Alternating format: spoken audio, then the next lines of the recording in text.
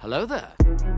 For over 1,000 generations, the Jedi Knights were the guardians of peace and justice in the Old Republic. I don't mind saying. The That's Just Crait Show. Starring Hannah. Jacob. Logan. Most impressive. I'm a Jedi. And Hunter. Rest assured, there will be no aggressive negotiations here. Hi everyone, welcome back to That's Just Crait, the show where we talk about everything that we think is great about a galaxy far, far away. Now, if you're watching us and you're not listening to the pod this time around, you'll notice that Hannah, Hunter, and Logan are not here. We could not really record with everybody this week, but the show must go on. So thankfully, Sunny has joined me, or Twin Sons on social media has joined me to talk everything Star Wars books on today's episode, which if you know me, billions must read. I love Star Wars books. I can't wait to talk about it with you. So thank you so much for being on the show, Sunny. I am so excited, and I think for today I am just the Voltron of Hunter, Logan, and Hannah. Like, they all mashed together, and that's who I will embody today. Okay, perfect. Listen, we love to hear it. So I guess just to kind of start, I was going to have you talk about you first, but I guess just to kind of kick things off and to kind of break the ice whenever we have somebody on that's either interviewing or guest starring on the pod, who is one of your favorite glup shittos in all of Star Wars? Like, if you had to pick one. This is such a difficult question because notoriously all of my favorite characters are kind of gluppy. Mm-hmm. I would say one that I feel like doesn't really count as a glup is Yord Fandar from The Acolyte. He's one of my all-time favorite characters, period. He's a main character, though, so I know, that's what I'm saying.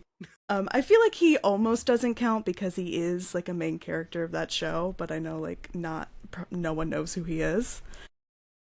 Another strong contender, Turgle. Obsessed with Turgle. Perfect. His whole vibe is correct. It's funny you say Turgle because last night, or I guess like last night at the time of us recording, I was on Determined Focus talking with Will and Grayson, and we were creating a Mount Rushmore of Glup Shittos, and Turgle made the cut. Turgle's on our Mount Rushmore for Glups. I can't believe he beat out Coleman Trevor. I was sitting there watching, and I was offended on Coleman's behalf, honestly. Coleman Trevor will always have a special place in my heart, just because the fact that his name alone is Coleman Trevor, and he's just a dinosaur guy. That's him. Yeah, absolutely insane. But he's amazing. But no, Turgle is great. I know if Hannah were here, she would be freaking out right now because she loves the Jedi games. Yeah, and she has brought up Turgle a couple times as well. He's perfect. He's the perfect character. Yeah, you can't beat him. But I guess to jump from Glups to a main character, I guess I'm not good at segues. See, usually it's Hannah that does this. Yeah. So when she listens to the episode, she's gonna be like, yeah, no, this is why Jacob doesn't do it. But I guess to kind of segue back to you, tell us a little bit about you and how you kind of got into Star Wars and Star Wars books. So I got into Star Wars actually in 2015 with The Force Awakens. My parents, specifically my father, had showed it to me 7 years before that. We sat down and watched the original trilogy on VHS, and I was very, very young at the time, and I remember sitting there being like, I could not care less what's happening right now. I don't understand what's going on. Why are these people fighting? Why should I care about them? And at that point, I was very much more of a Star Trek person. I was raised on Star Trek TOS. It was like an everyday thing for me. So I was like, if Captain Kirk's not here, I really, truly could not care less what's going on. But when TFA came out in the least dramatic way possible, it changed my life. Just having so many fun and exciting characters in there, and especially having Rey be that very strong female representation in an era where that wasn't really a nice thing usually. I was just automatically obsessed with it, and watching that movie spawned my love for the rest of Star Wars, and I truly would not be into any of this today if I hadn't watched TFA when it came out. That's awesome. That it's always cool whenever I meet, not to interrupt, but it's always so cool meeting people that got into Star Wars around that time, because I still consider The Force Awakens to be like one of the best times to be a Star Wars fan, or somebody that was at least like remotely interested in getting into the series. And the sequels are very near and dear to my heart. They're my favorite Star Wars trilogy, and they just mean so much to me. So hearing people say stuff like that is just always so great. Yeah, I really do love the sequels.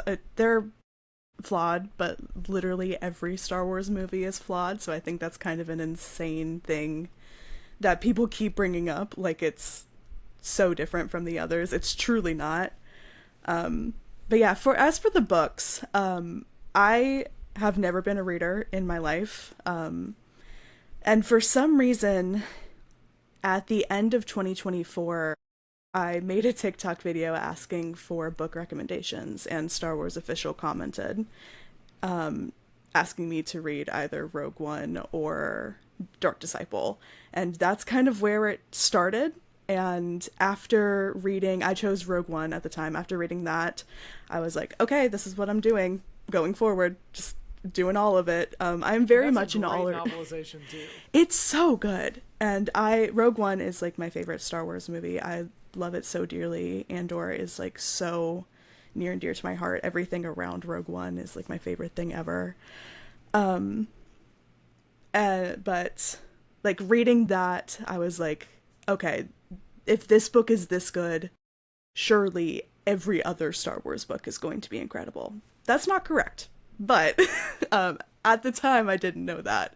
So that spawned me doing a series where I created a wheel of books, and all of last year I spun the wheel, chose a random book, and did a little book club where we read it. And I was able to, through that and just reading on my own, get through every single canon Star Wars novel last year, which is kind of insane. It's like, I think just around 100 books.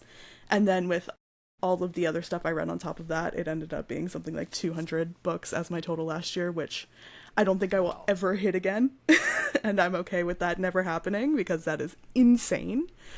That alone is like such an achievement to hit like that amount of books in like 1 year. Yeah. That's wild, but I mean that in like the best possible way. It is definitely thanks to the fact that I'm an audiobook person. I listen to audiobooks on 2x speed, and I'm able to sit down and get through it within a day. I do the same thing. It's so nice to meet someone else who does that. Yeah, people look at me like I'm crazy when I say that, but I feel like those people have never listened to a Star Wars audiobook. They talk so slowly.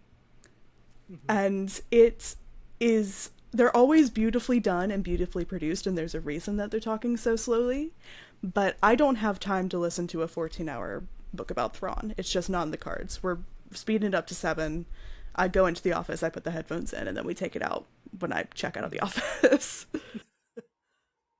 I gotcha. No, I do the same thing. See, I have ADHD, so my ADHD brain loves to speed it up as fast as, like, weirdly enough for me, speeding the book up makes me comprehend the book better. So I like, it's weird, but I love putting stuff on like 2.5 times speed. Like, it like people are like, Jacob, how do you read so quick? And like, nothing beats like a physical book in your hand.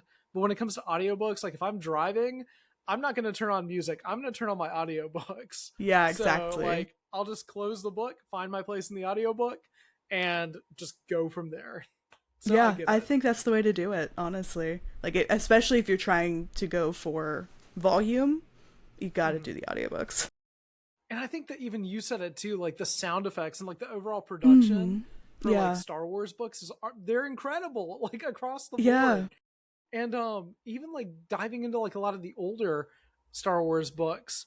Sorry, like my music app on my computer randomly opened while we were recording, but it's fine. It's fine. We're all good. We're going to continue. Basically, even the older Star Wars books still have that really solid production. So Yeah. it's cool that it's just kind of been like consistent like that over time, you know? Yeah. But I do have, before we continue talking about Star Wars books, I do have a question from Grayson from Determined Focus.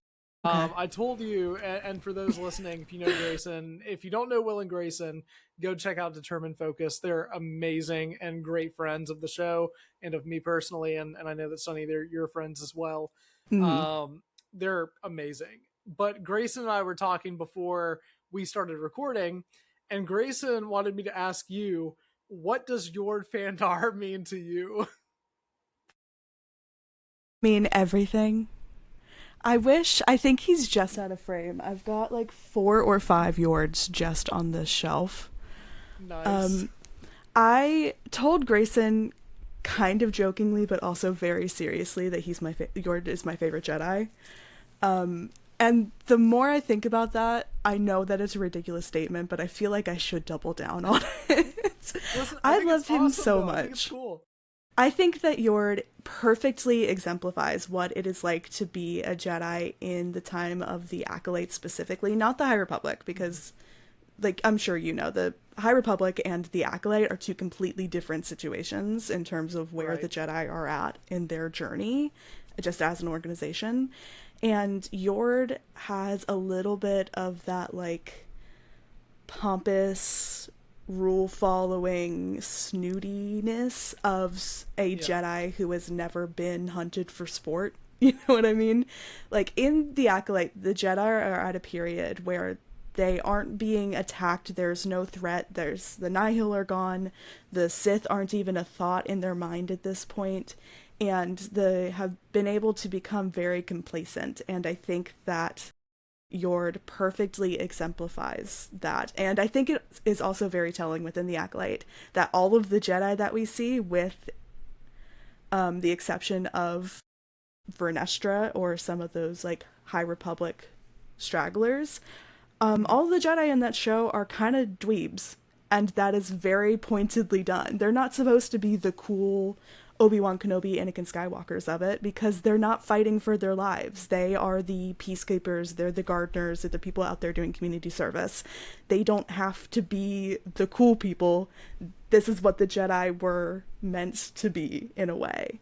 And I think that Yord is the perfect example of that, while still being a very cool and compelling character. You know, I don't think I've ever heard someone describe his character that great until now. I love his character too. I actually have, like, you can kind of see it behind me. There's like a Funko Pop of him right there next to my High Republic books. I love his character too. Are you also a fan of the Acolyte? I'm assuming you are. I adore the Acolyte. I think it's nice. second or third on my list. Mm-hmm. I think that nice. I think honestly it is the perfect show. Mm-hmm. Besides Andor. Andor is like on a separate list. Yeah. It's like Andor everything else and level. Andor. Yeah, exactly. But I think that it is visually stunning. The characters are intriguing. It tied in the High Republic so nicely. I said this in my YouTube video of me going through all the High Republic a while ago, but there are so many people who have never and will never pick up a High Republic book. This is going to be a huge gap in time until we inevitably get some kind of live action thing. For a vast majority of Star Wars fans. So the fact that the Acolyte was able to stand alone in this period of time where truly we have nothing else in terms of what normal Star Wars fans are engaging with, I think was a very tall task. And I think that it was done beautifully. Obviously, there are some people that disagree, but it's awesome though that you love it. And my friend once said this to me like years ago, and this will circle back to the Acolyte anyway, because I have a thing I want to say about that, because I couldn't agree more. But my friend said to me years ago, because I remember I was very disheartened back in 2019 because I really liked The Rise of Skywalker, and not many people were super fond about it. It was very mixed and negative online. And I remember my friend looked at me and he was like, Jacob, what really matters most is that you like it, is that it meant something to you. exactly. And I feel like a lot of people today just kind of forget that, you know? Mhm. And to go to The Acolyte is kind of the same thing, to where Yeah. like whenever I watch The Acolyte, I think back to like the summer of 2023 and just Mhm. looking forward to every episode every single week.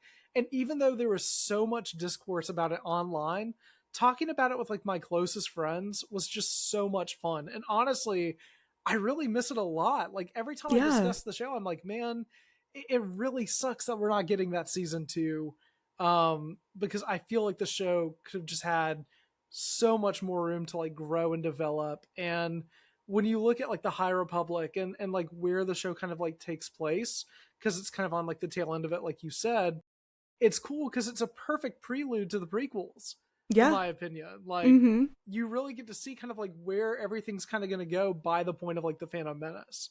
Yeah. So it's always great to meet a fellow Acolyte fan. Like, I listen, know. like we All are four far of and few us. between, apparently. Yeah. Honestly, it's crazy, but Like, that's wild. But no, I mhm. love everything about the Acolyte. I actually rewatched it whenever I was reading through the High Republic for the first time, and I remember like, not that you have to read a book to understand a show, but you get so much more out of it. I feel like if you're kind of already familiar with that era of Star Wars, and if you've read those books and comics, and Mhm. for someone that was really getting into that at the time, like the High Republic, and I don't know about you, but it's one of my favorite eras, if not my favorite era of Star Wars. Yeah. Like, it's so cool seeing that era kind of get brought to life, like you said. Yeah. Which I guess, you know what, I was gonna save High Republic talk for like the end of the pod, but if we're already talking about the Acolyte, No, yeah, I let's mean, go. let's go for it if it's okay with you. Yeah, what I think is so beautiful about The Acolyte is going from the High Republic into the two Acolyte books. Have you read either of those? It's Wayseeker and Crystal Crown. Okay. I liked both. I liked them both too. um, Wayseeker a little bit less so. I've read Wayseeker 3 times now, and each time I read it, I like it a little bit less for varying reasons. But as a whole, I think they're both enjoyable. What I really, really love going from the High Republic books, comics, whatever, into the show is specifically the through line of Vernestra through all of these and seeing the Jedi as an organization through the lens of her progression and seeing her go from this prodigal son-esque child character in when the Jedi are kind of at their peak in this time to what we see her in the Acolyte, which is kind of fighting for her life with the Senate and trying to keep this organization as together as she possibly can when she's in this new role of superiority. And I think, again, that shows how much the Jedi have kind of slipped from this, 100 years or something ridiculous between the Acolyte and the end of the Phase 3. And I just think it's so well done. And I just feel like people don't get her like I get her. And that's the thing, too, about Star Wars books that I think is great. It's like, if you already love Star Wars and you love like certain eras specifically, reading Star Wars books, even like the High Republic, which takes place like hundreds of years before the prequels, and even like I think 100 years, like you said, before the Acolyte at the end of like Phase 3, it's like what you get from like the Star Wars books is it makes you appreciate the eras that you already love about and the characters that you already love within Star Wars, I think like even more. And even if you're not as high on like certain things, like I know that there are a lot of people that aren't as high on like the sequel era and stuff, but there's so many books that further develop that era that are honestly great. And I feel like I've met a lot of people that are like, man, like, you know, I'm not crazy about those movies, but I love what these books kind of did with that era because I feel like that's what I kind of wanted. And you get that for like every era of Star Wars by reading the books and comics. Like it opens up a whole new world for the fandom. It's super exciting to talk about. Yeah, and it's so different too, especially with the comics. The comics get nuts. But going from like The Phantom Menace, going back and reading Padawan or Master and Apprentice, or even something like Dooku Jedi Lost, is so different vibes-wise. Oh my god, I love Dooku Jedi Lost, dude. It's one of my favorites. Count Dooku is one of my favorite characters in Star Wars. And to get his, like, childhood backstory blew my mind.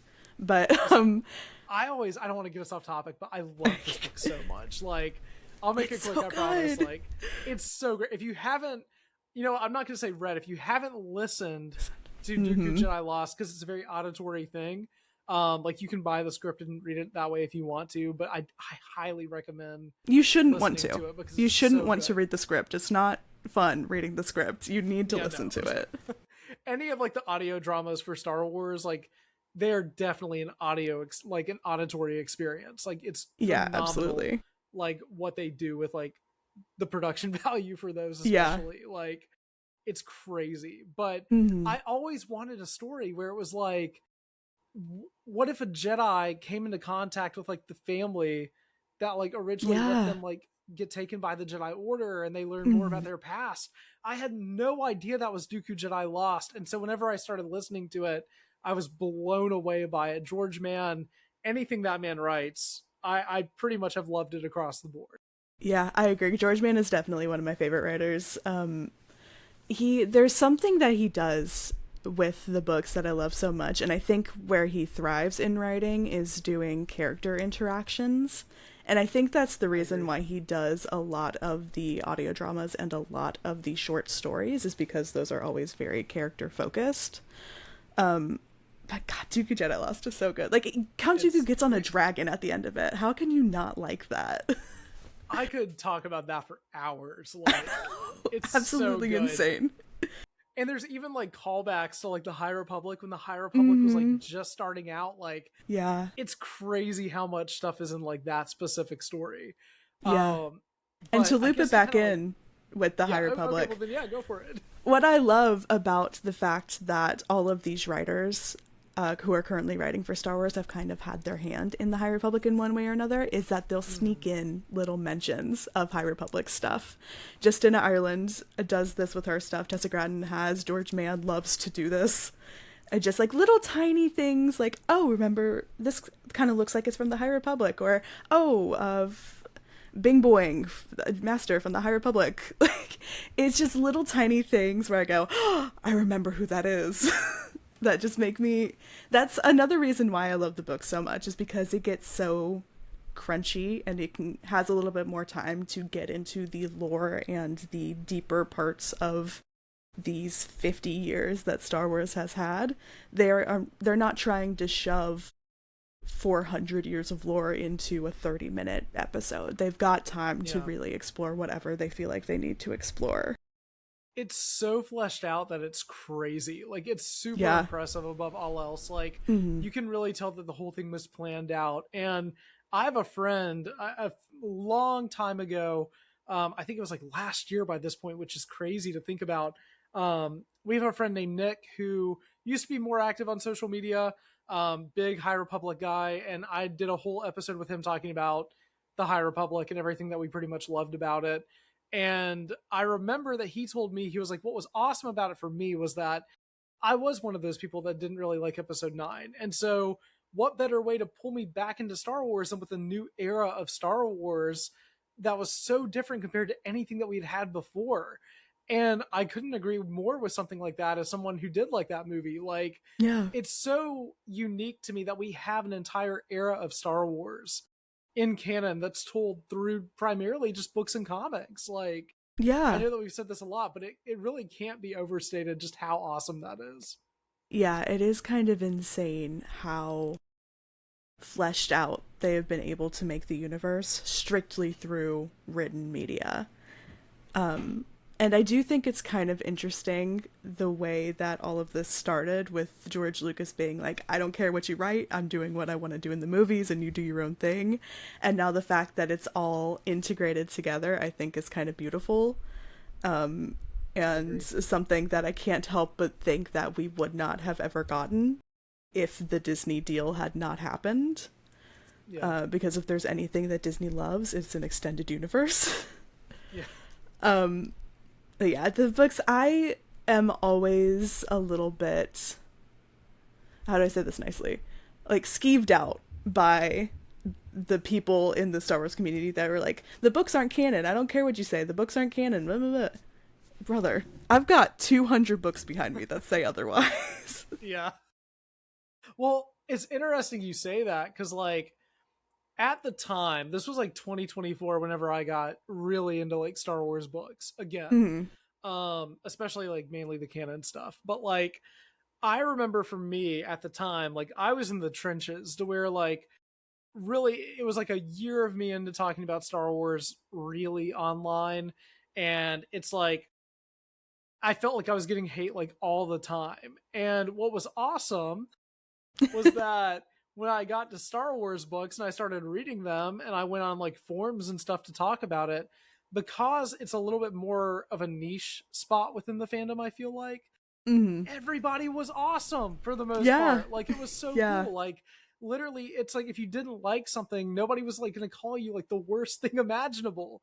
Like they were just going to be like, oh cool, like you don't like it, well that's cool, like I'm glad it meant something to you. And it's like it's that easy. It's like, truly it is that easy for like the movies and stuff. Like I don't get it. Yeah. But like it made me appreciate, I feel like Star Wars as a whole even more, and like just outside of the universe. Like it's crazy, but it makes the books even more special, I feel like. Yeah, I completely agree. I guess still talking about High Republic stuff. What are your favorite stories from like the High Republic? Like favorite books and stuff? Okay, as a whole, I know that's very broad. Yeah, as a whole, I really do love Phase 2. I love all the characters from Phase 2, Ziri and Fontu. I love. Axel Greylark, I love to hate. Gala, also love her so much. I love the Path of the Open Hand and the concept of that. And just everything from Phase 2, I think, is beautiful. The Battle of Jeddah, the first time I read the High Republic, was my favorite out of everything. This most recent time that I read all of it, this year I'm going through all of Star Wars chronologically, like all the books, all the comics, all the games, all the movies, like everything. And reading it this time, I kind of fell in love with phases 1 and 3 again. Bel Zettifar, I think, is the best Jedi of all time, full stop, period. He love Bel. So close to making it on my list that I put out today. Avar Chris barely beat him out. He has everything that I think quantifies being a good Jedi. He faces the adversity. He goes through that big trial. He upholds all the principles of the Jedi Order while still, like, having that call to the dark and actively saying, I don't need to engage with that side of myself because I know the light is going to guide me through this very difficult situation. And he's got a sick dog, and his best friend's a Wookiee. Like, what else could you really want? Yes. I love Bel so deeply. I love Burry. I love the fact that Yaddle, oh my goodness, I love Yaddle so much. I love the Yodas, just all of them, but Yaddle has such a special place in my heart. And the fact that she's like kind of important in these books, it was not on my bucket list ever. Like I was like, okay, Yaddle died in Tales of the Jedi and we are never going to hear from her again, and I can make peace with that. But the fact that she's in those books, I feel like someone went into my brain and was like, you know what Sunny would really enjoy? If Yaddle has this kid that she's with for 100 pages. Yeah. She's so good in those books too. She's so good. And I love the fact that this kind of set up the very nurturing side of the Yodas as a species, because now we have confirmation that both Yoda and Yaddle mainly work with younglings, and I just think that's very fun and silly. It's also very sweet. Like, yeah, it's very sweet to think about. Like, they're so old and wise, and yet they're teaching the youngest of the young in the Jedi Temple. Like, it's very sweet. Yeah, but to answer your question, no, you're good. You're good. I think my favorite books, controversially, Race to Crest Point Tower has been on my top both times I've read it. I think that book is so fun and charming, and I love Ram. Fallen Star, probably the best book in the series. Full stop. So that sad. One, like Claudia. That one's Claudia Gray, right? Or did she write Rising Storm? Okay, yeah. Claudia Gray knows exactly how to write the perfect Star Wars novel. I truly don't think that she's ever written a bad Star Wars book. And I think she even struggles to write a mid book. They are all top tier, in my opinion. Yeah. Fallen Star, another one that is just absolutely heartbreaking. I really love The Eye of Darkness, and I love that one too. That's one of my all-time favorites. The part of that book where we are seeing the fair is probably my favorite scene in the entirety of the High Republic. I think that the way that it's set up and then the way that it all comes crumbling down is so beautifully written. And for as much... I had an issue with Phase 3 a little bit where it just felt like it was building and building and building to Trials without really getting a whole lot done. And for as much as Trials kind of felt like a letdown after so much building, the epilogue of Trials of the Jedi is like one of my top moments in Star Wars. Wow. I mean, I agree completely on the epilogue. You aren't as high on Trials of the Jedi. I love Trials of the Jedi. So I read it. Oh, man. The first time I read The High Republic, I was racing against time to finish the entirety of the series before Trials came out. I gave myself like a month and a half to do it, which was not a good idea. Don't try to cram all these books in a month. And I think I hyped it up so much in my mind. I was expecting it to be a lot more drastic. I was expecting a lot more people to not make it out of it. I was expecting to be sobbing by the end of it. And I was only just kind of shedding a few tears. The second time I read it, I did enjoy it a lot more. I gave it 5 stars both times, so it's not like I hated it. But I was just expecting it to be a little bit more drastic. I do love the interludes in that book with the family running from the blight. Oh my god, heartbreaking. Yeah. Charles Soule can write Star Wars. Yes, anything that absolutely. man, I said this about George Mann, but I'm going to say it for him too. Anything that he writes for Star Wars, I am 100% there for. Like, even his Kylo Ren comics more recently have been amazing. I don't know if you've read those or not, but they're so good. Those were my first Star Wars comics, and they shot me into space. They're so good. George Mann, Kevin Scott, Charles Soule are like the holy trinity, I think, when it comes to the books, the comics, and the short stories. Like, when they get together on any of those things, you know it's going to be good. Very similarly to if Mark Thompson is narrating, you know it's going to be a good book. Oh, yeah. His narrations are next level whenever it comes to like the audiobooks. Like, he elevates those stories. Like, and I love the voices he does for characters sometimes. Like, he does a really good job with those. Like, it adds so much to the story. Yeah. And I love how just involved he feels like with Star Wars anyway. Like, whenever I know when Trials was coming out last year, he was posting like so many like little funny like sketches and videos to like promote it. Like, I know there was one where he was like acting like the Nameless was like in his house or something. I don't know, but he just seems like such a big fan of the series too, and he's been doing those audiobooks for a long time. Like, he has. I think it's him and Jonathan Davis. They've both been doing the audiobooks for like a long time now. Yeah, I think at this point Mark has done like 120 maybe. Wow. Like, it's an insane amount. I do truly love that he is a fan of Star Wars. Like, he plays Star Wars Unlimited, the card game, and he's got like a Yoda tattoo, and I think that's so sick. I love when people who love Star Wars get to work in Star Wars. It just feels like a cosmic right for those people. And you can feel that passion too, like on like the pages or screen or like whatever. Like, you can see it translate for sure. Like, even if it's a story that like you're maybe not necessarily as high on, like, you can at the very least feel the passion that's put into it and the care that's put into the story, which I think is really cool too. And I'm glad that you brought up Phase 2 of the High Republic, because we had briefly discussed this before we started recording, but I love Phase 2 of the High Republic. It's actually my favorite phase of the High Republic. So it's nice to meet someone else that loves it just as much. It's so good. And all of my favorite authors got a chance to write for Phase 2. So it felt very gratifying in that way. Like, Tessa Gratton and Zoraida Cordova are my all-time favorites for Star Wars, besides like Claudia Gray. And the fact that they both got books in this series, and both of the books are really, really good. Like, Cataclysm and Convergence are all-timers for me. I was about to bring those up. Those crazy. are some of my favorites. I love those books. I love adore them. Oh, go ahead. No, you're good. Go ahead. Okay, cool. No, I can geek out about the High Republic Phase 2 specifically so much. Yeah.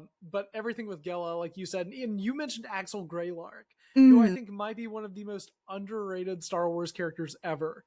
Like, he is so compelling, and like you said, you love to hate him. It's just, he's such a good character.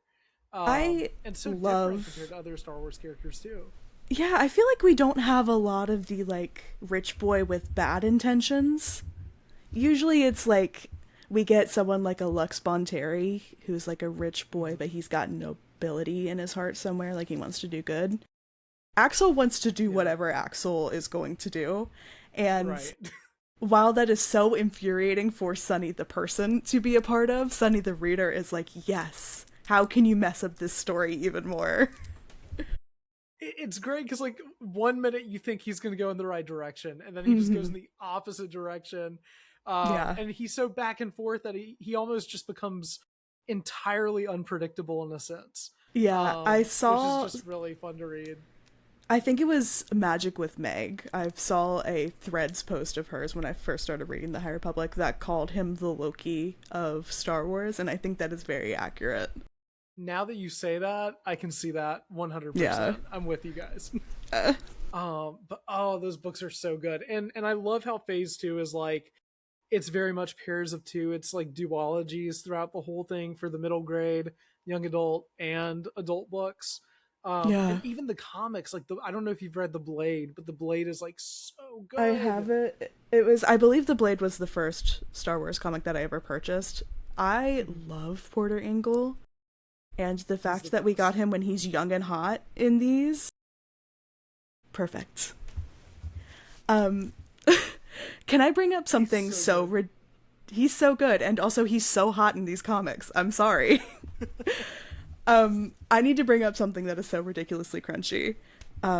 In the High Republic Phase 2, I adore the fact that there is a dual Chancellor ship with Chancellor awesome. Greylark and I can't even remember the other guy's name. Wasn't he a Mon Cala person? Was he was either that or a Quarren. I'm trying to remember. Well, he might have been a Quarren. I can only remember that Mark Thompson had a crazy voice for him, and I couldn't discern whether or not, which fish he was. As soon as you said it, I heard it in my head. Man, what is his name? Now that's going to drive me crazy. Oh my gosh, let me see if I can look it up. I might be able to as well. Okay. But the fact that we get little lore chunks like that and get to fill in not only like the history within this, but the history of the Galactic Republic, because this is so far beyond what we have any information for up until this point. I love the books specifically for that reason, getting these like very crunchy, like doesn't really mean anything in the grand scheme of things kind of information. And things like that where we actively get to see the way that things work. They start out with 2 chancellors, by the end of it we've got 1 chancellor, and that's how it is for the next 1,000 years. And that blows my mind that we got to see that moment, and the fact that that moment boils down to my son joined a cult and now this is your responsibility, Quarren man, is just so funny. Axel Greylark fundamentally reshapes the entire galaxy's history in like a couple hundred years, and let me say this. Axel Greylark created Darth Vader. He kind of the dominoes are dominoing. Yeah. He kind of did. He kind of did, because if we still had 2 chancellors, how was Palpatine supposed to take over? You know what I'm saying? Like, I'm sure he would find a way, because he always has to return. But, I mean, just the implications of Axel Greylark choosing to join a cult, and then suddenly Luke is killing his father. You know what I mean? It's crazy. Yeah. It's wild. And honestly, you know, I'm going to blame Axel Greylark for everything moving forward. I hadn't thought about that. It is mostly his fault. But it kind of is, yeah. It's all his fault for being a rich brat. Like, it's all him. And by the way, the other chancellor's name was Orlan Molo. I would have never, ever, ever gotten that. I just remembered him as the second chancellor. Yes. But Is yeah. he Quarren or Moncala? Oh, I just exited out of it, but hold on. I Okay, can it's find not that out. important. Hold on. It's really not that important. No, we're gonna make this happen. This will take me like 2 seconds. He is I Quarren. love- There is Okay. a picture of him. So he is Quarren. Yep, looks like a Quarren. He's a squid. Yep. But yeah, no. I was gonna give a shout out to our audio listeners. If you're listening on Spotify, I did just show a picture of a Quarren. But thank you for listening on Spotify or Apple Pod if you are listening. So man, there's so much to talk about the High Republic. I I feel know. like when it comes to canon, especially and like Star Wars books, I feel like that is like the most fleshed out era for Star Wars books and canon right now. Like there's no competition, I feel like. I agree. in Unless a we're lot of including ways. comics, definitely. There are Yeah. a ridiculous amount of comics that take place between A New Hope and Empire. Like, Yeah. honestly, probably too many comics, I would say. But like just books, absolutely. There's, I think, 32 in this, not including the comics or the audio drama. Like, there's a ridiculous amount of books in the High Republic, and the fact that they all came out within 5 years. It started in 2021 and it ended last year. So 4 years. That's nuts. Like, truly. Yeah. I still remember going to my local store to pick up Light of the Jedi, like the day it came out. Wow. Yeah. And whenever I ordered Trials of the Jedi, Mhm. it just felt like everything had come like full circle. And I'm glad that not, and I mean, I guess spoilers, but we've been talking about spoilers. Like, the whole Yeah. but like I'm glad that like not everything was resolved by the end of like Trials of the Jedi. Yeah, Like, I'm glad I that, agree. like, it leaves some stuff open to where if more stories want to be told in the High Republic, which they've basically kind of like hinted that already a little bit, like that's so cool to me. I'm glad that even though it might not be a part of like the initial publishing campaign, we can still get stories in that era, which I think is like super exciting. Yeah, I agree. I think there's so many characters that we saw in the High Republic that are such good candidates for a little spin-off series. And even just like if we want to focus on how the galaxy rebuilt after the Nihil and kind of bridge that gap between the end of Phase 3 and the Acolyte, I would love that. And with that, we've got Kilnaka. We know he was there the whole time, as with Vernestra. So there's at least 2 people we can focus on. Hey, listen, I'll take more Kelnaka that I can get because I loved him in the Acolyte so much. He was so cool. Did you read his singular comic? I have not. I need to read that one so bad. It's kind of heartbreaking. It is about how he got his Padawan, and it kind of explains why he's got the mohawk with the shaved sides and the tattoos. It's only one comic, like it was just a single issue. It's so sad. I might try to pick that up possibly tonight if I can digitally and give it a read. Like, Yeah, it's on Marvel Unlimited. okay, then perfect. Then Yeah, I'll highly definitely recommend. do it tonight then. Mm-hmm. No, I love stuff like that. I'm excited to read it then. Cool. Yeah. See, I thought that I had read, not to bring Will and Grayson back into this, but like I thought that I had read so many essential Star Wars books, and last night Star Wars books came up on like the stream, Uh-huh. and they were naming some, and I think people were naming some like the Darth Plagueis book Mhm. and a bunch of other books that I had just not read, and I Ooh. felt like such like a fake Star Wars book fan. Oh It was my goodness. awful. I was like, no, people are naming ones that like I haven't gotten around to yet because I'm trying to read it like sort of kind of in chronological order. Like it's crazy. Yeah. But there's so many I want to read still. I mean, there's literally hundreds of them, so I feel like no one can really blame you for not having read like 4 of them. That's true. That makes me feel a little bit better about that. Thank you, Sonny. Yeah. I'm trying to think. Have you read the Darth Plagueis book by any chance? I have. It is one of my favorites. Okay. Here's my hot take that could get me canceled on your podcast. I don't Okay. really like Legends books. I've read quite a few, and I have liked one of them. Two of them if you count the Revenge of the Sith Okay. novel. I love Plagueis. I think that it is perfectly crunchy and boring, but in a very fun James Luceno kind of way. If you've read like Catalyst or Tarkin, the writing is very much dense like those two books are, but you're getting so much information about Hugo Damask and Damask trading and Palpatine's life, and it's just so fun, I think, if you are into that very dense, borderline academic paper-esque reading. But I've read Shatterpoint, I've read Death Troopers, I've read Courtship of Princess Leia, Shadows of the Empire. Okay. I've read the Modern Thrawn trilogy. I didn't really vibe with any of them. Or, excuse me, the original Thrawn trilogy. I liked the first book of the original Thrawn trilogy. I thought it was fine. The other two I truly, truly disliked. They were like 1-star reads for me. Oh man, see, that's funny because my favorite one, everyone always gasses up Heir to the Empire. Mm-hmm. My favorite has always been, like, ever since I was in middle school, I love The Last Command. Really? And it's funny, I really I would love for you to speak on this.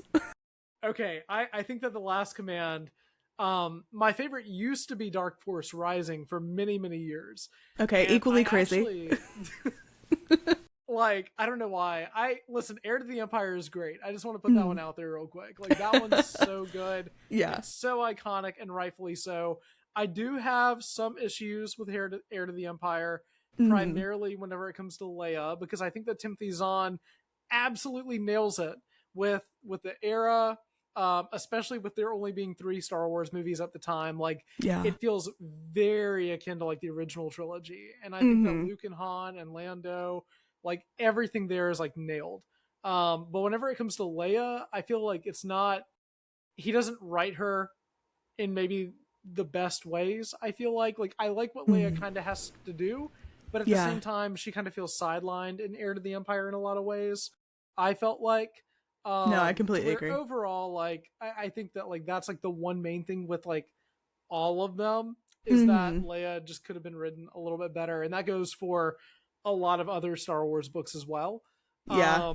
Unfortunately. However, I think that, like, okay, Dark Force Rising is just like pulpy, insane Star Wars that like I really love anyway. Like, I love when Han and Lando go to like a casino planet, or they go to like the casino, which definitely has never happened in another Star Wars movie ever. But like, famously, I love when they go to a casino for like their mission, and then they just decide to stay in the casino and just gamble and have fun. Like, that's something that Han and Lando would absolutely do, and I think that's so much fun. But I love everything with the Katana fleet. It's funny because I was just talking to Grayson about, I keep mentioning them. They're going to listen to this and be like, dude, why do you keep bringing me up? But I was just talking to Grayson before we started recording, and we were talking about how funny it is that people complain about like the fleet randomly appearing in Rise of Skywalker. And I was like, dude, like, people can't complain about that and then like turn around and love the Katana fleet. And, like, it's literally happened before. Whenever like the fleet that we've never heard of just comes out of nowhere. Like, that's just one of those Star Wars things where I feel like you've just got to like accept it and move on, or you're just not going to like it, you know? Yeah. But Last Command, to answer your question, I think I like it just because, one, it is a very action heavy book. And I do love everything with Mara specifically in the book. Like, especially, I don't feel bad spoiling this because like these books are so old. But like, I love how like Mara's having that internal conflict throughout the trilogy of like how she feels about Luke. And I love how it's resolved with like pulpy Star Wars clone nonsense to where it's like you have Luke with like the 2 U's, my king, and like she ends up defeating him. And it kind of like ends like that kind of part of her vendetta against Luke Skywalker. Not part of it, ends all of it. And I think that's awesome. And I don't know, I love everything with Thrawn. I love how he's taken out by like kind of a culture that what remains of the Empire is already kind of taking advantage of in a lot of ways. And it's something that Leia notices in book 1. But I really like The Last Command. I don't know why, I've just always vibed with it. Part of me thinks that the reason that it's so near and dear to my heart in a lot of ways is because I first read those books in middle school, And that cover art has just always stuck out to me. Like, Yeah. I don't know why, but it just looks so much fun, and I love the art for that book. Mm. But I don't know, I've just always liked The Last Command. I didn't realize that it had so many haters until like a couple weeks ago when I started talking to people about it. And like you're not the first person to tell me this. They're not a fan of like Dark Force Rising and The Last Command, but listen, to each their own. Like that's what makes like Star Wars truly special, you know? Yeah. Like your least favorite thing in Star Wars is going to be someone else's like favorite thing. And Last Command's not my favorite Star Wars book ever, but it's definitely up there for me. Yeah. My issue with it mostly was pacing, but I think Fair with literally all of Star Wars, the greatest thing to remember going into it is that if you don't like it, that's fine. There's so much other Star Wars waiting for you. Choose something else. Yeah. And like that's the thing too with Star Wars books that I also wanted to mention earlier. I didn't want to like repeat myself too much because I felt like I was saying like a lot of the same thing, and I was like, oh, if I say this, then the people are going to get bored listening. But like I feel like with Star Wars books, if you're one of those people that's like, man, the new shows and movies just have not been hitting for me, check out Star Wars books, because like whether you have two timelines basically with a bunch of content, a bunch of stories, and it's like you're bound to find something that you're going to appreciate that might reactivate your love for Star Wars in a way that you didn't expect, you know? Like that's one thing about Legends that really surprised me, is that at first I started reading some books like The Truce at Bakura and like I Don't Like Courtship of Princess Leia, so I'll mention that one. And I was just kind of, not many people do, but from what I've gathered, but I read those and I was like, man, I just don't know how I feel about these. And now looking back on some of those books, like, is Truce at Bakura like one of my favorite Star Wars books? No. But is it a fun adventure that is pulpy in its own rights and it just feels like Star Wars, even if it's a little bit weird? Absolutely. And so I think it's cool looking back at some of those early Star Wars books and being like, this is what people wrote whenever we had 3 Star Wars movies. And now with canon, with all the shows and like movies and stuff, we have so much more that is just like, it makes everything feel somehow even more interconnected, which I think is awesome. And I guess that kind of leads us, and we've kind of been talking about it, but just to kind of like pass the mic back to you and get your thoughts on this. What are some of your favorite Star Wars books that you've read? I actually have most of them here on my shelf behind me. This is most of my favorites. Living Force by John Jackson Miller is I love that one. A top for me. It's just so fun, and I am really attached to that version of the prequels council. So this one is just such a fun time. Inquisitor Rise of the Red Blade by Delilah S. Dawson. Such a heartbreaking, beautiful story. That's the first one I recommend to basically everyone when they ask me. It's just so beautiful, and also ties in really nicely with the 2017 Vader comics. Don't quote me on that.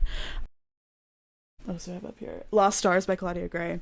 Obviously, I feel like everyone talks about Lost Stars. It's beautiful. One that I will be screaming from the rooftops until the day I die, the Canto Bight short story collection, is one of the best Star Wars books you will ever read. It is so fun. I would love for you to elaborate on that, because I like it. At first, I did not like it. And then the more I thought about it, the more I kind of started to really appreciate it more. I would love to know your thoughts on why that one's like so high for you. I think that's so cool. As I get more and more into Star Wars, and especially as I get more into the lore side of it, the less I feel like things need to be drastic all of the time, and the more I'm just looking for things to be fun and entertaining. And the Canto Bight short story collection does a little bit of both for me, where it definitely adds to the lore. We're getting a ton of information about Cantonica and how that works, and we're getting a very beautiful tie-in to The Last Jedi. But we're also getting a series of incredibly fun, increasingly unhinged stories about characters that are so drastically different from anything that we have ever experienced. And every story, I feel like if I were to explain what any of them are, you would be like, that's not Star Wars. That's about a massage guy. Like, Why is the first one about someone being scammed, but he's a vacuum salesman? Like, what? Who thought of that? It's just so incredibly funny to me. But also, there are some, like, very weirdly beautiful moments in this. Like, the one about the massage guy is actually about him, like, trying to save his adopted daughter that he picked up off the streets. There's another one in there about, like, a group of 3 brothers who all have varying degrees of luck, and this gambler who meets them, and this gambler is trying to save his own life by using these brothers' luck to get money back, and he goes through basically the 10 stages of grief within that little short story. There is so much that is so, like, you can pick out anything from this book and really do a deep dive on it and examine it. And that is something that I always really appreciate within Star Wars. Like, it's giving me enough information that I can latch onto and think about for a little bit, but I don't have to really think about the repercussions for, like, the Star Wars saga as a whole, I guess. That's a great way of putting it. And I like what you said there at the end, because some of my favorite Star Wars stories are the ones that have nothing to do with, like, the Skywalkers or, like, the main saga. That's part of the reason why more recently I really liked Mando and Grogu so much. Yeah. I don't know how you felt about it, but I thought it was loved so it. cool that it was so disconnected. Okay, I did too. That's great. Yeah. But and that reminds me, we'll have to talk at some point, either on the pod or afterwards, about Book of Boba Fett, because I know that you also really love Boba Fett. Yeah. I was rewatching that clip where you were going through your list today, and I swear to God, all but, like, 2 things on those lists are identical between mine and yours. It's scary how close they were. But yeah, we definitely, that and Kenobi, I feel like we need to talk about. Because I love Kenobi. Let's go! That's awesome. Finally, someone else. For me, live action Andor, Acolyte, Kenobi, Book of Boba Fett. Sorry, Skeleton Crew is somewhere in there too. I love Skeleton Crew. Yeah. I think I'm right there with you. Yeah. You know, call it Attack of the Clones. I don't know. That was a bad joke. Anyway, but no, we'll have to talk about it. That's awesome. That, you're a fan of this stuff too, because, like, I legitimately thought that I was, like, the only person. I know that we had talked about this a little bit before, but I thought I was, like, the only person that, like, loved Book of Boba Fett. So, and I guess listen. I'm just not. That's cool. That's awesome. That's great. I'm glad to know I'm not alone. So, as mentioned, I got into Star Wars in 2015. I could not have cared less about Boba Fett. Saying something controversial here, please don't attack me. I don't understand really why people had such this deep and profound connection to Boba Fett. He's just a guy in a helmet. And this show gave him a character and a personality and a family to protect, and let you know that he had regrets in his life, and watched him, like, actively rebuild his life into something that he could actually be proud of. Like, how could you not enjoy that? It makes him an actual character instead of like a background guy that just, like, looks really cool. And they do stuff in the expanded universe with Boba that I kind of like, but I think that, like, what they do with him in canon, I almost prefer to an extent. Not saying that what is in the expanded universe is bad. It's not. But, like, man, I just love how that show, like you said, it really just explores who he is in a way that makes it interesting. And you saying that about Canto Bight. See, what's weird for me is that, like, I love the Canto Bight segment in Last Jedi. Yeah. And, like, whenever I read the book, I was like, oh, okay, like, that was fun, but, like, you know, I'm going to move on. And then I started thinking about it more, and I was like, you know what? That was a pretty good read. I like it. But I knew that you had it pretty high on yours, so I was hoping that you were going to say something about it. I just had to hear your thoughts on it. I really do love it. I think another mutual of mine, Alex Letchko, a great creator to follow if you are interested in the Star Wars books, also rated that pretty highly, which I was very shocked by because we usually have very different opinions on the books. But I think it's, at very least, it is a fun read that I think is very accessible, especially if you maybe aren't sure what direction you want to go in the Star Wars book space yet. if you're looking for something fun that's kind of dipping your toes into the vibe of Star Wars books, that could be a really good place to start. Though I wouldn't wholly recommend starting there. Other favorites I do want to mention really quickly. A Crash of Fate by Zoraida Cordova. I think this was my second favorite book of last year. I never hear anyone talk about this book, and I think it's because it leans a little bit more towards the YA romance genre, which is, I know, not a cup of tea for most Star Wars fans. And being honest, I don't read romance books either. Like, it's not really my thing. But there's something about this one that is so beautifully sappy and very much like all of the best parts of a Hallmark romance, like holiday special. And it all takes place in Batuu, famously my favorite place in the world. I love Galaxy's Edge so much. If I could live there, I would. Me too. And getting more information about Batuu, but also like getting this very cutesy love story between these two characters is very, very fun. And I think Zoraida Cordova did a really, really good job. I think so too. It's funny that you mentioned that one too, because that's also one that I really liked that, again, is just not talked about. Have you read Force Collector? Speaking I of have, other yeah. Star Wars books? Such a weird, not at all what I was expecting from that book, but a good time. That one was one that, like, I want to hear what you think about it first, actually. Oh no, I was going to say, it's like, Shinnick is the author for that, or am I misremembering?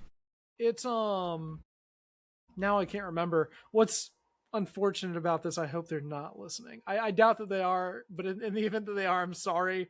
I've talked to the author. It is Shinnick. Okay. It's Kevin Shinnick, yep. Yeah. Because I made a post about like the book like right after I finished reading it, and I was like, dude, like, if someone's never seen Star Wars, like, what a great introduction to like the series. Because like I think that like that and A Crash of Fate take place like pretty close together in terms of they do. Like the timeline. So like whenever I was reading through it for like the first time, like those two I think were like maybe back to back. And I remember I read both of them and I was like, wow, like these are some really good standalone Star Wars books. But that's why I brought that up, because as soon as you said it, like I always associate those two books together, even though they're not the same at all. Like I always associate those two, so that's cool. Yeah, the reason I asked is because they haven't written a ton of stuff within Star Wars. I think they maybe have like one other children's book. But I was very pleasantly surprised with how much I enjoyed just the writing of it. I am definitely due for a reread because I don't think I gave the plot enough time to really settle before moving on. But something that I've always been really fascinated in is the concept of Force-wielding children who were raised post-Jedi and even post-Empire, where they were just kind of completely on their own and they weren't being hunted, which is great, but they also, like, no one was coming to help them. And especially with someone that has, is it called telemetry? I can't remember what the... Is it like psychometry? Like the whenever yeah, you touch? yeah, touch it. Yeah, the Cal Kestis thing, yeah. Yes, especially with someone with that power and having no idea what it is and no one there to help you, I would be scared out of my mind if that kept happening to me. And the concept of getting that character as the focal point of this book, and the way that it starts with him like getting in trouble in school, is just so vastly not where I thought that book was going to go. And where it ends up, I don't want to spoil it in case anyone is interested in reading it, but it's very interesting, and it's a really, really cool read to think about after you're done and being like, what a fun, interesting concept. I like how this is weirdly turned into a discussion of like very underrated and niche Star Wars books we both enjoy that are like distant from like everything else. I've gotten comments several times on my videos being like, wow, you like books that are so different from all of the other Star Wars creators I follow. And I'm like, yeah, I guess I'm built different that way. I don't know what to say. I have an issue that just follows me in my life generally, where I never seem to latch on to the things that people enjoy, so I never really get to discuss the things that I enjoy. It's a very weird feeling being in the Star Wars community and being the one person that's like, but I really liked that book, and everyone's like throwing tomatoes at you. Yep. You mentioned this on, not to bring up Will and Grayson again, but you mentioned on the podcast yesterday that you posted your like list of top Star Wars shows and you were getting ratioed. The exact same thing happened to me when I did mine, and I just straight up deleted the post. Yeah. It's like, guys, I can't deal with this. Since it was like 5 days old and like the damage has been done, like, yeah, I just don't care by this point. I'm just gonna leave it up and bury it under like 500 other books. Yeah.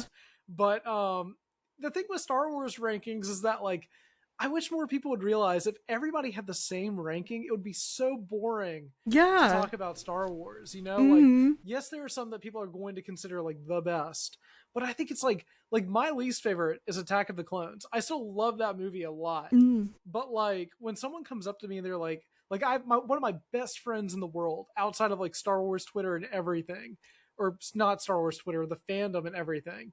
That just goes to show how locked in I am on Star Wars Twitter, I suppose. But like he's so distanced from all of like the fandom stuff, and like one of his favorites is like Attack of the Clones. And I'm like, dude, you know what? Like that's awesome. Like I think that's so cool. Yeah, that's like one of your favorite ones. Yeah. What really did it for me is this was just for my movie rankings, and I have Empire and Return of the Jedi pretty low. And Hunter of this podcast commented on it, saying like, it was something along the lines of like, seeing Empire this low really hurts. And I was like, okay, maybe it's time to delete this. No. Hunter is famously the most chaotic out of all of us. But I can promise you that he's like a great person at all. Like, you get to talk to him and he's great. I completely understood there was no malice behind it, but it did I was like, oh, I know this person parasocially, and it kind of got me thinking like maybe I should rewatch these movies that I haven't seen in like 5 years before I put a solid ranking out for people to roast me on, because it probably will end up in the same place, but when I've watched the movies again and can say that with my full chest, I will at least have the information to back up that claim. But like I don't watch the original trilogy very often, so I truly can't remember like most of those movies. I think that all of us here on the show have a different number one. I think. I'm not sure. I know that I'm the only person maybe on the planet that has Rise of Skywalker number one. If you're listening and you love the Rise of Skywalker and it's like your number one, please comment so I can like talk to you about it. Cause like, I think I'm like the only person in the world that has it as their number one. But did you have any other favorite Star Wars books? I don't want to cut you off or anything from like that part of the discussion. You are completely fine. There's so many that I love. I think the last one I want to bring up, because I feel like a lot of people kind of slept on this, is The Last Order by Last Order? Yes. The Last Order by Kwame Mbaya. So this came out last year, 2 years ago. It's about Finn and Janna, and it was marketed as the first post-Rise thing. And it is mostly actually a flashback of Finn and Janna during their time with the First Order and what life was like for them within that organization. I think they kind of did this dirty by marketing it that way, because I know a lot of the complaints that I personally receive every time I talk about this book is the fact that it basically doesn't show anything post Rise of Skywalker. But I think if you go in with your expectations correctly set, which I didn't follow any of the pre-release stuff for this book. I was like, oh my god, a Finn story. I love Finn. And I just picked it up and started reading.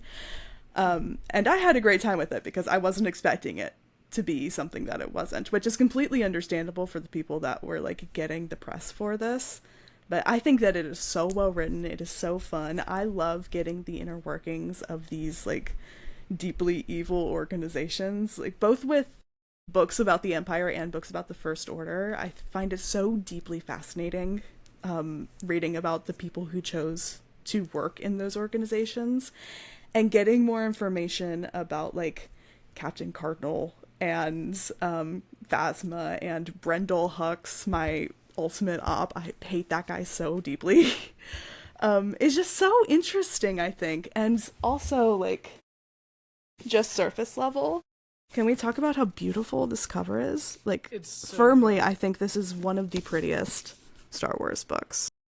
Mm-hmm.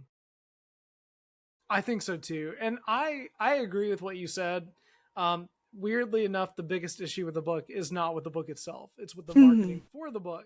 Yeah. Which hopefully, like years down the line, won't be like a big issue. But I think it's amazing for like development for like the First Order, and like you said, diving into like that organization and kind of seeing how these kids that were raised within the First Order kind of are now. And I think that stuff is fantastic development for the sequel era that is very much needed, because as someone that loves that era of Star Wars, I want more from it, and I want to know the context behind like certain things a little bit more, and I'm glad that we've kind of gotten that, and we might get more of it in July whenever the new book Legacy comes out about Rey and Leia, which I can't wait for that one. That one might be like my most anticipated Star Wars book in like forever. Mine too. But Leia and Rey are like my all-times, and I'm so happy they're getting a book together. I'm excited to kind of read about, I hope, Rey's like training like on Agent Kloss with like Leia and stuff, kind of like in between the movies, like that. Just, it fascinates me so much. I can't wait. And like, as a certified Rey fan, I'm glad she's back in some capacity. Like, it's nice to know that like we're getting another story about her. But I completely agree. Yeah, no, I think the biggest issue with that book was just like, again, the marketing, and that really sucks. I really felt bad for I hope I don't botch their name, Kwame Mbalia, I think, the author. I felt so bad for him after that book came out, because I saw like people talking about it online and they were all saying the same thing, and I was like, well, if you still read it, it's a really good read on like its own. Like, it's really solid. Yeah. So I'm glad that you brought that up. I'm glad that's one of your favorites. That's cool. And I think also you brought up a really good point with getting content that is kind of filling out the sequels. And I think that is part of the reason why we've had this huge turnaround on the prequels within the last couple of years. Because we've gotten all of this supplemental material with all of the comics and all of the books and all of the shows that have come out revolving around prequels characters. Like Ahsoka has a show, Anakin is in that show, we've got Kenobi and Anakin's in that, we've got the wrapping up of the Clone Wars, like all of this posthumous stuff that has really built out the prequels and made them a lot more enjoyable. I think the sequels are eventually going to get to that same point when they start to fill out that. And we've already got it a little bit with Resistance, which I think is completely overhated. And with some of the books. Finally, someone else that agrees on that too. I love Resistance. I it's think really Resistance cute. Is so much fun. It's It's not really like the Clone cute. Wars or the Bad Batch or even Rebels, but like, it's such a good show. Like, it's so underrated. I wish more people talked about it. The thing is, like, it wasn't supposed to be Clone Wars, right? It was supposed to be this more kid-oriented thing. And while it definitely is not, like, cream of the crop best of all time, I don't think it's horrible. And I feel like a lot of people watch the first 15 minutes and throw in the towel. It gets pretty good once you're past the first, like, episode and a half. And I think the animation is really cute.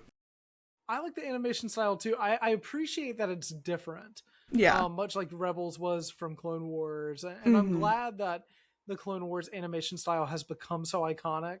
But it is kind of cool to see like other animation in Star Wars projects.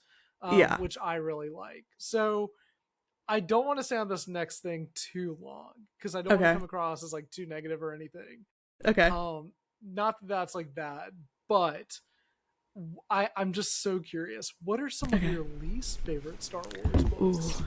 Here's the thing about me. In the very nicest way possible, I love to hate. And when I find something that I think is truly bad, I don't talk about it a lot on my platforms, because there are so many negative voices in the Star Wars space. I don't need to be another voice for that. But in my personal free time, I very much appreciate watching or reading things that I know I'm not going to like. It's kind of the reason why I enjoyed going through the Aftermath trilogy so much, because I truly hate those books. I'm so sorry.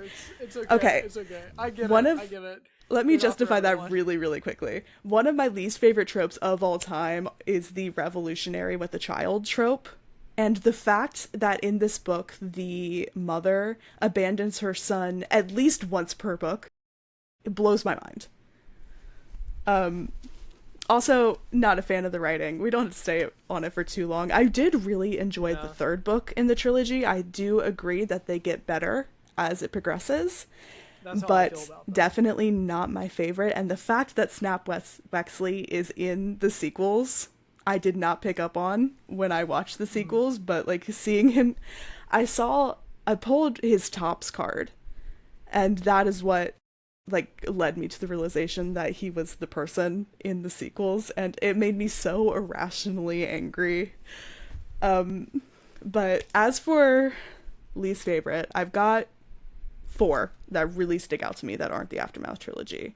Okay, I'm ready. One very low-hanging fruit, I think most people don't like this one, is Jedi Battle Scars, about Cal and the Mantis crew. Yeah, It's not well my favorite. written. I wouldn't recommend it. It's very odd. I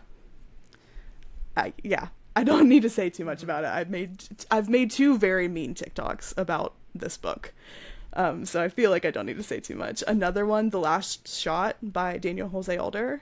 This was the second Star Wars novel I ever read, and it is still by far the worst. I find it so drastically annoying, even though I like the idea of it, but I think execution, it was really, really lacking. And I also just feel like the way that Leia is written in that book is very weird. Yeah, I agree with that. But again, I haven't read it in over almost 2 years at this point, so I definitely, that one might just be my sense memory telling me that I didn't enjoy it. Next 2, kind of controversial. Lords of the Sith by Paul S. Kemp. I'm not crazy about that one either. It's like, I'm right there with you. For the same reason I don't like, I can't remember her name, Snap Wexley's mother. I also kind of hate Cham Syndulla. But also more because he always he refuses to do anything until he's forced to do something, and by that point it's too late, and then he acts like, how could we have ever fought against these people? We, like, Cham, do something 20 minutes earlier and you're fine. And also, like, any person Hera doesn't like, I'm also not on board with, because I ride with my girl. Gotcha. My last one, Tarkin. I hated. Whoa. Oh my god, I hated it. Wow. I'm Interesting. sorry. It's okay. So the thing that really, in chapter, I want to say 4 of this book, it explains like Tarkin being taken from his home semi-voluntarily and doing this like rite of passage, like going into the forest and learning how to hunt. And the way that James Luceno felt like it was necessary to viscerally describe Tarkin, content warning really quickly, jump ahead like 15 seconds. Yep. Viscerally describing Tarkin like cutting open an animal and gutting it and eating its blood. Why? Why did I have to know that about him? Why did I have to read that? Why was that necessary? Why does that have to be his backstory? He had no backstory up until this point. It could have been anything. And that's what we chose. There was a point in this book that was the only one I truly felt like I needed to DNF in the moment. I ended up reading it all the way through twice now. And both times I've been like, Tarkin is such more of an interesting character when I don't know any of this about him, because he honestly just kind of seems like a loser now that I have all this background information on him. Yeah. And it was a TMI, if I'm being honest. I didn't need to know all of it. That book is so dense. And while I think James Luceno is a good writer, he specializes in doing dense, very information-heavy writing. And sometimes it hits and sometimes it doesn't. And for me, that one just absolutely did not make it. I gotcha. That's fair. That one kind of surprised me by how much I ended up liking it. Oh, I don't know. I kind of like that one. I mean, yeah. I think that for a very like villain centric story, Mm, I thought that it kind of worked. I listened to the audiobook for that one. So maybe that kind of helped a little bit, but yeah. I don't know. I kind of like that one, but I would like to give it a reread at some point because it's been a long time since I've read it. It's been over a year now, so I just don't know how I would feel about it these days. Lords of the Sith, though I totally get. Like, Mhm. that one was not my favorite by any means. I'm trying to think really quick because this is for all the people that are like, Jacob never says anything negative about Star Wars. Quest for Planet X from High Republic Phase 2. Really? I did not. Okay. That's the only one that I did not Yeah. like. I understand, but I don't agree. I gotcha. Fair It enough. truly Let's has not nothing give to do with the rest of the plot. No. And I would like to reread it maybe at some point to give it a second chance because I have met a lot of people that do like that one. Mhm. Also, this one might be controversial. Well, Jedi Battle Scars is also kind of low on my list, but Queen's Hope, the third Padme book, Oh, is no, not up there for me. Okay, so the first time I read this trilogy, I would have completely agreed with you. This time around, I ranked them all really highly. I think Peril is still by far the best, which I think is the second one. Technically, the First chronologically, second released. Yeah, it's complicated that way, but yeah. Yeah.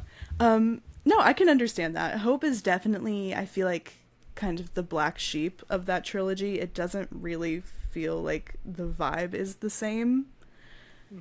And also, as someone who hates Padme and Anakin together, that one is definitely my least favorite of the three. Yeah. So I think that's justifiable. That one just did not stick with me in the way that I hoped. But I want to I want to reread that Padme trilogy because Queen's Peril is just so good, and I really liked Queen's Shadow as well. I really like that one too. So I'll tell you what, we've kind of gone from positives to negative. So let's bring it back positive to kind of round things out a little bit because we are kind of reaching that point. Don't worry, we go over like all the time, so don't worry. But I was gonna say, this is nothing foreign for or nothing strange to That's Just Great listeners. Yeah. But they're used to like hour 30, hour 45-minute podcasts. I know, yeah. But I was gonna say, we kind of talked about like places to start, I think a little bit earlier on. So if you had to give like 2-star, or we'll say 3, if you had to give 3 Star Wars books to like be like, all right, if you want to start, maybe start here, what would your recommendations be? Okay. So I think you said this last night, but generally I think the best thing you could do for yourself is choose a character or a topic that you're interested in and find a book that has that character. If you like Obi-Wan, do Padawan or Brotherhood or Master Apprentice. If you like Ventress, do Duke of Jedi Lost or Dark Disciple. If someone absolutely, like, gun to my head needed 3 book recommendations, I would always usually go Revenge of the Sith novel. It is the best of all time. I think that it is a little bit of a departure from the from the movie, but it is so well written that it doesn't really matter how like or unlike the movie it is, in my opinion. I feel like in general you can't really go wrong with any of the novelizations besides maybe the Force Awakens one. I'm not crazy on that one either. Force Awakens I'm is glad. It's by far the worst of the novelizations in my opinion. Rise of the Skywalker though, really good. That one, I always recommend that one to people that don't like the movie. Like, I'm like, if you don't like the movie, read the book. I'm telling you, the book is like great. On the same line, Solo novel is so good. Yes, that was great. Yeah, but another one, I would say Lost Stars. I think that I wouldn't recommend that to someone who is not familiar with Star Wars at all, but if they have a general understanding of the plot of at least the original trilogy, I think that that is a super good read. And I'll say for my last one, a little bit of a weird one. Stories of Light and Dark, which is a short story collection from the Clone Wars. it is a retelling of a lot of these story arcs from the Clone Wars, but they are told from the perspective of whoever the main character is for that arc, and they are read out in the audiobook by the voice actors. So like Sam Witwer has one of the like Jedi younglings that are in that Ahsoka at the Circus arc of the Clone Wars narrates one. I think that is a super, super good gateway specifically to the audiobooks to give you a really good understanding of what kind of the standard is. And while they are all stories that people will be familiar with, very similarly to a novelization, there is a little bit more information in them, and it's a little bit of a twist on what you see in the Clone Wars. Those are good recommendations. I didn't even think about the Clone Wars one. I'm Yeah. not crazy about that Clone Wars book. But you know what? I think that if somebody does want to get in to like Star Wars books, then like that's definitely a way that you can do it for sure. Yeah. But that's awesome. Those are great recommendations. And Sonny, thank you for hopping on last minute to talk about Star Wars books on the show. I know that we all appreciated it, and it's been super fun chatting with you about Star Wars books and everything. Yeah, literally if you wanna anytime. just- This was a blast. Yeah, for sure. Absolutely. If you want to plug any of your social media, because I know that you have a lot of it. So you can find me on Instagram and TikTok at twin.sons with 2 N's. You can find me on YouTube with the same username without the period, and you can find me on X with the same username with an underscore instead of a period. It's Twin Sons everywhere, so some variation of that you'll be able to find me. So they'll find you. Yeah. There you go. Well, Sonny, again, thank you so much. I appreciate you hopping in to talk Star Wars books. And what is your favorite Star Wars book? Let us know down in the comments below. If you're watching on Spotify, Apple Pods, thank you so much. If you're watching on YouTube, we appreciate you as well. Dap us up through the Force. And until the next episode, may the Force be with you. Bye, guys.